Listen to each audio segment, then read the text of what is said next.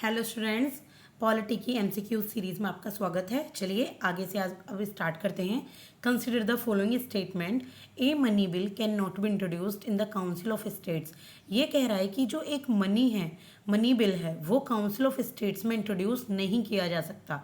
ठीक है। और दूसरा कह रहा है the council of states can not reject A money bill nor amended. जो काउंसिल ऑफ स्टेट्स है ना तो ये मनी बिल को रिजेक्ट कर सकता ना ही इसमें कुछ बदलाव कर सकता। सबसे पहले बताइए काउंसिल ऑफ स्टेट क्या होता है। देखिए काउंसिल ऑफ स्टेट राज्यसभा ही होती है और मनी बिल क्या होता है। मनी बिल सिर्फ और सिर्फ लोकसभा में ही इंट्रोड्यूस किया जाता है। फाइनेंशियल बिल की तरह होता है ये। और काउंसिल ऑफ स्टेट्स ना तो मनी बिल को रिजेक्ट कर सकती ना ही इसमें कोई बदलाव कर सकती, बस मनी बिल को वो लौटा सकती है। और ये लोकसभा के ऊपर है वो इस मनी बिल को माने, उनकी कोई रिकमेंडेशन माने या ना माने, सिर्फ रिकमेंडेशन दे सकता है राज्यसभा। तो इसमें कौन सा ऑप्शन सही है, तो ये दोनों ही सही हैं। तो आंसर क्या हो जाएगा इसका, नंबर सी, बोथ 1 और 2। ठीक है। बाकी आप एक बार पॉज करके बॉक्स को पढ़ सकते हैं, अच्छे से आपको क्लियर हो जाएगा। इसके बाद है कंसिडर द फॉलोइंग स्टेटमेंट। देखिए एनडीए 2007 में ये क्वेश्चन पूछा गया है। ये यूपीपीएससी, यूपीएससी और सीडीएस, एनडीए या जो भी आप कोई भी एग्जाम पॉलिटी से रिलेटेड दे रहे हैं सभी में ये हेल्पफुल है। ये एक ही टॉपिक के ऊपर वेरियस क्वेश्चंस बनाए गए हैं और वेरियस क्वेश्चंस को आप एक बार प्रैक्टिस करें, आपके लिए आसान हो जाएगा पेपर में ये क्वेश्चंस को कंसीडर करना। इसके बाद देखेंगे कंसीडर द फॉलोइंग स्टेटमेंट। जो एनुअल अप्रोप्रिएशन बिल होता है ये लोकसभा में पास किया जाता है जैसे कोई अदर बिल भी पास किया जाता है, ये पूछा है। देखिए जो अप्रोप्रिएशन बिल होता है वो एक अथॉरिटी देता है गवर्नमेंट को कि जो एक्सपेंडिचर होते हैं कंसोलिडेटेड फंड ऑफ इंडिया से वो ये कर सकती है, ये अथॉरिटी है लोकसभा के पास। लेकिन इसमें ये कह रखा है कि एनुअल अप्रोप्रिएशन बिल को अदर बिल की तरह ही पेश किया जाता है, लोकसभा में पास किया जाता है। तो ऐसा नहीं है, ये इसका जो प्रोसीजर है ये मनी बिल की तरह होता है ना कि दूसरे बिल की तरह होता। तो ये जो क्वेश्चन है ये गलत है। इसके बाद है एक जो अमेंडमेंट होती है कॉन्स्टिट्यूशन ऑफ इंडिया में वो किससे हो सकती है, जब लोकसभा या राज्यसभा में कोई भी बिल पेश किया जाता है।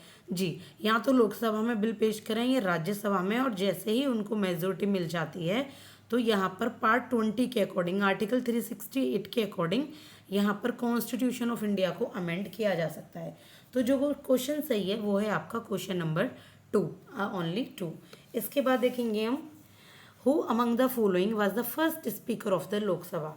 ये बहुत ही आसान क्वेश्चन, अगर आपने पहले पढ़ा हुआ है तो जो जीवी मावलंकर थे, इनका पूरा नाम था गणेश वासुदेव मावलंकर, वो इंडिया की, यहाँ कोई हम लेडी स्पीकर नहीं बात कर रहे। लेडी स्पीकर आप जानते हो मीरा कुमार बहुत फेमस हैं।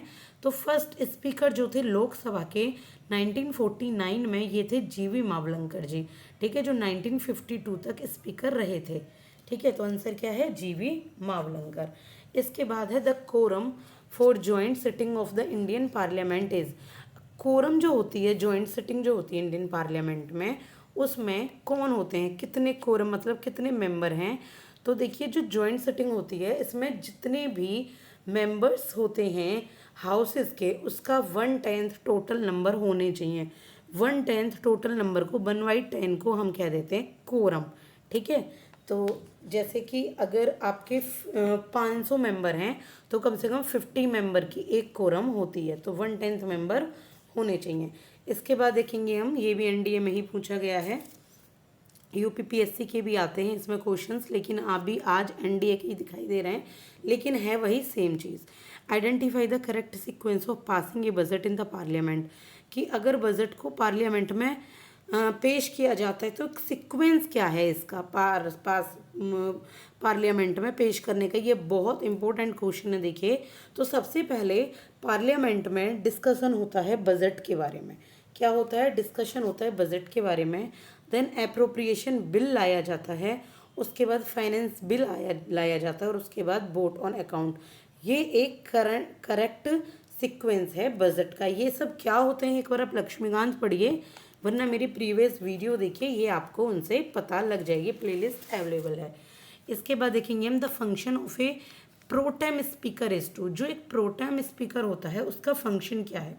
देखिए जो प्रोटेम स्पीकर होता है उसका फंक्शन है कि जो भी मेंबर्स होते हैं जब तक कि एक रेगुलर स्पीकर चार्ज ना ले ले तब तक वो सभी मेंबर्स की जिम्मेदारी को संभालता है। प्रो टाइम स्पीकर होता है जब तक एक टेम्पररी जो स्पीकर होता है, जब तक एक मेन स्पीकर चुना ना गया हो लोकसभा के द्वारा, तो उसको हम कहते हैं प्रो टाइम स्पीकर। तो इसका जो आंसर है that is C, swear members until regular speaker is elected। इसके बाद है 89, कंसिडर द फॉलोइंग स्टेटमेंट। तो इसमें हमें बताना है कि सही कौन सा है। Total effective membership of the Lok Sabha is distributed among the states on the basis of the population and the area of the state. यानी कि जो टोटल इलेक्टिव मेंबरशिप होती है ना लोकसभा की, वो पॉपुलेशन के अकॉर्डिंग स्टेट में बांटी जाती है। जैसे एरिया है तो उसके अकॉर्डिंग ही वोटिंग एक पर्सन की मानी जाती है, तो इस हिसाब से दी जाती है एमपी को उनकी वोटिंग राइट्स। तो ये बिल्कुल सही आंसर है, ऐसा ही होता है, हम पढ़ते आ रहे हैं इसको, ठीक है, एकदम सही है ये। इसके बाद है जो 84th अमेंडमेंट एक्ट है कॉन्स्टिट्यूशन का, वो lifted the freeze on the delimitation of the constituencies imposed by 42nd amendment, कि जो 42nd अमेंडमेंट के द्वारा डिलिमिटेशन कॉन्स्टिट्यूशन में फ्रीज की जाती हैं, तो उसके बारे में बात करता है 84th अमेंडमेंट एक्ट। तो बिल्कुल ये भी सही है, यानी कि आपका आंसर कौन सा सही है, दैट इज नंबर सी। एक बार इसको पॉज करके पढ़ें, थोड़ा क्रिटिकल है पर आपको इजीली कॉम्प्लेक्स है सॉरी आ जाएगा समझ में।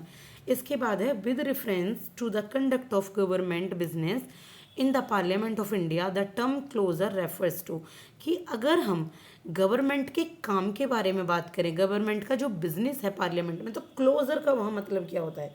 देखिए क्लोजर का मतलब होता है कि पार्लियामेंट की कोई सिटिंग है, किसी डे पर कोई सिटिंग है, कोई डिबेट चल रही है, तो उसको रोक दिया जाए, डिबेट को वहाँ पर सस्पेंड कर दिया जाए, रोक दिया जाए, दैट इज कॉल्ड क्लोजर। ठीक है, ये पार्लियामेंट्री टर्म है।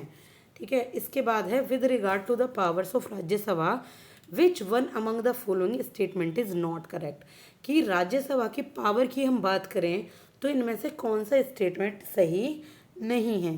तो पहला है a money bill can not be introduced in the Rajya Sabha, ऐसा नहीं है। देखिए मनी बिल राज्यसभा में इंट्रोड्यूस किया जाता है, लेकिन बस राज्यसभा उसको रिजेक्ट या अमेंड नहीं कर सकता, तो ये आपका सही नहीं है।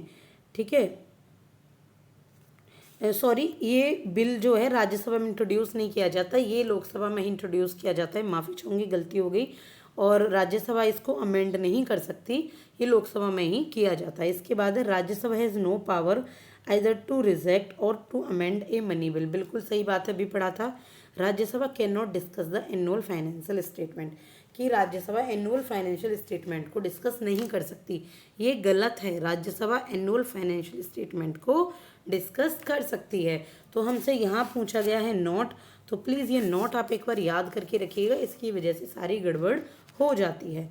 तो इसके बाद हम एक और क्वेश्चन देखेंगे। देखिए in the Rajya Sabha states have been given seats, Rajya Sabha में जो स्टेट्स को सीट दी जाती हैं वो कैसे दी जाती हैं, वो दी जाती हैं अकॉर्डिंग टू देयर पॉपुलेशन, उनकी पॉपुलेशन से रिलेटेड।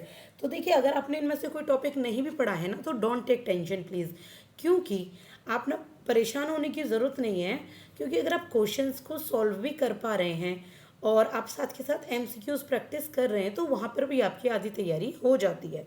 ठीक है, अब इसके बाद है the speaker of the Lok Sabha may be removed from office by, कि लोकसभा में जो स्पीकर होते हैं वो किसके द्वारा रिमूव किए जाते हैं। तो ये रिमूव किए जाते हैं जितने भी मेंबर्स होते हैं हाउस के, वो मेजोरिटी में जब कोई रिजोल्यूशन पास कर देते हैं तो स्पीकर को यहाँ पर आपका रिमूव कर दिया जाता है। तो ये हैं आज के लिए आपके कुछ 10 के राउंड क्वेश्चंस। इसके बाद हम आगे और इसी सीरीज़ को कंटिन्यू करेंगे। प्लीज़ तैयारी कीजिए। Best of luck for your exams. और अगर आपको वीडियो पसंद आई है तो like and subscribe. Thank you.